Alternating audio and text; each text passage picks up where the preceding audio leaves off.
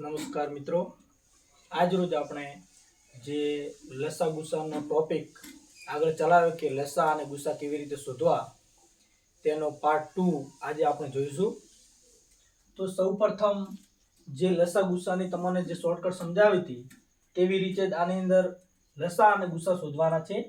પ્રશ્ન 1 છે, નીચેનામાંથી કઈ સંખ્યાનો લસા 100 અને ગુસા 1 થશે?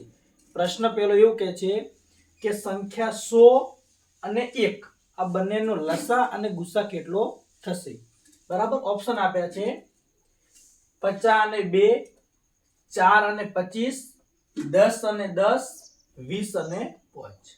આપણે સૌપ્રથમ લસા શોધીશું સંખ્યા 100. બરાબર. તમને આગળના વિડિયોની અંદર જો જોયો હોય તો લસાને તમને કેવી રીતે શોધાય એક ટ્રીક આપી હતી. તો સૌપ્રથમ 50 અને 2 આ બંનેને તમે ગુણાકાર કરો તો પણ એનો પણ લસા તો મળી જશે. બરાબર. 50 દુ 100, આનો પણ તમે ગુણાકાર કરો તો સીધો લસા મળે 25 ચોક 100.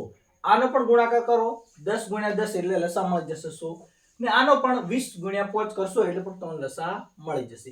એટલે દરેકની અંદર લસા તો 100 જ આવે છે. તો આ લસા શોધવાથી આપણને સંપૂર્ણ જવાબ મળતો નથી. તે માટે લસા તો મળી ગયો કે દરેકની અંદર 100 જ છે. ત્યારબાદ આપણે ગુસા શોધીશું. બરાબર.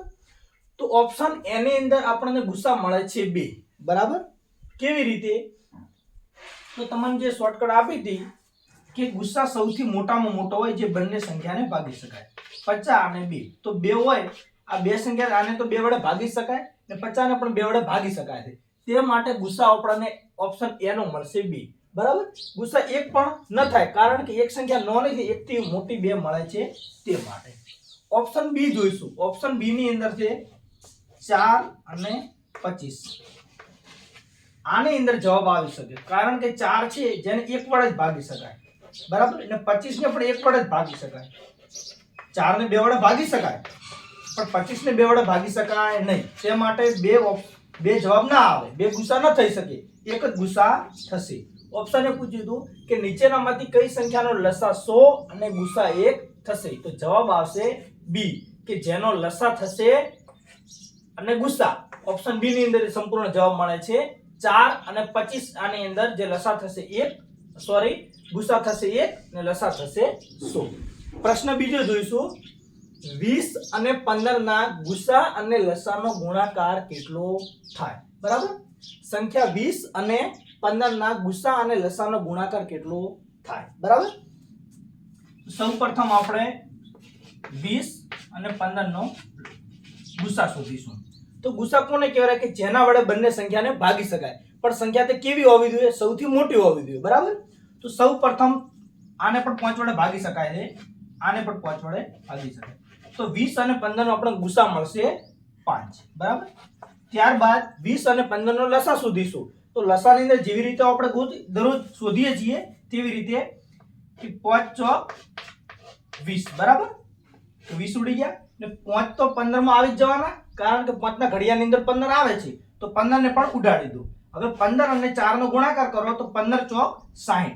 આપણો લસા આવ્યો 60 ને ગુસા આવ્યો તો 5. હવે શું કીધું છે કે 20 અને 15 નો ગુસા અને લસા, એટલે કે 20 અને 15 નો સૌપ્રથમ ગુસા ગોતો, ત્યારબાદ લસા શોધો, પછી એનો ગુણાકાર કેટલો થાય. તો આપણે ગુસા 5 આવ્યો અને લસા આવ્યો 60. બંનેનો તમે ગુણાકાર કરશો એટલે 60 ગુણ્યા 5 કરો, જવાબ આવશે 300.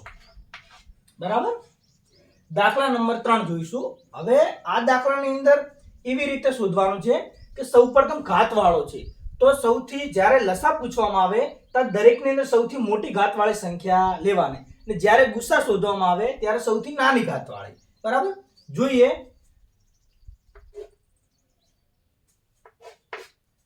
આની જ્યારે ગુસા શોધવામાં આવે તો દરેકની અંદર સંખ્યા હોવી જરૂરી છે. બરાબર. તો આની અંદર 2 છે. બરાબર. ઘાત છે 3, આમાં પણ 2 છે, ઘાત છે 2, આમાં પણ 2 છે, ઘાત છે 3. તો સૌથી નાની ઘાતવાળી કઈ સંખ્યા આવશે? આ. બરાબર. 2 ની 2 ઘાત. ત્યારબાદ 3 લઈશું, પણ 3 આની અંદર છે, આની અંદર છે, આની અંદર 3 જોવા મળતા નથી.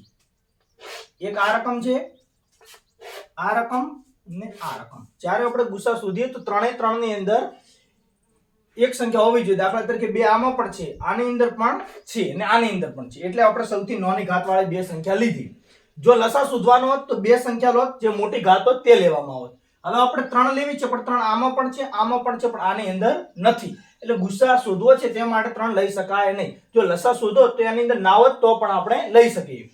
ત્યારબાદ 5 આમાં પણ છે, આમાં પણ છે, આની અંદર પણ છે.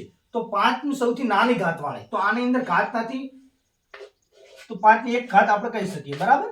ત્યારબાદ 7 ની 4 ઘાત, 7 ની 6 ઘાત ને 7 ની 2 ઘાત. દરેક ની અંદર કોમન સામાન 7 છે, તે માટે સૌથી નાની ઘાત વાળી લઈશું 7 ની 2 ઘાત. ત્રણેયને હવે આપણે સાદું રૂપ આપીએ તો 2 નો વર્ગ 4 ગુણ્યા 5 ગુણ્યા 7 નો વર્ગ 49, બરાબર. આ આપણો આવ્યો ગુસ્સા. હવે આનો ગુણાકાર કરીશું તો જવાબ મળી જશે. આપણને ઓપ્શન આપ્યા છે. જવાબ આવે છે 1020, 980, 560, 1044. તો સૌ પ્રથમ આપણે આનું સાદું રૂપ આપીએ. 4 પંચુ 20 થશે. 20 ગુણ્યા 49 કરીશું, બરાબર. તો સૌ પ્રથમ 49 ગુણ્યા 20 કરવા એ થોડુંક અઘરું પડે. તો સૌ પ્રથમ આપણે 49 ને બદલે 50 ગણી લખો, એટલે 20 વખત એક આપણે વધારે ગુણાશે. તો 50 દુ 100 એટલે જવાબ આવશે 1000. 1000 માંથી એક વધારે કર્યો તો એટલે એક કાઢી નાખો એટલે આપણે જવાબ આવશે 20. 1000 માં 20 ઓછા થઈ જશે એટલે જવાબ આવશે 980. જો આવી રીતે તમને ન ફાવે તો તમે આવી રીતે પણ કરી શકો. સૌપ્રથમ 4 પંચુ 20, એ તો એકદમ સહેલું જ છે. તો 49 ગુણ્યા તમે કરી નાખો 20, બરાબર. આવી રીતે કરશો તો પણ જવાબ આવશે 980.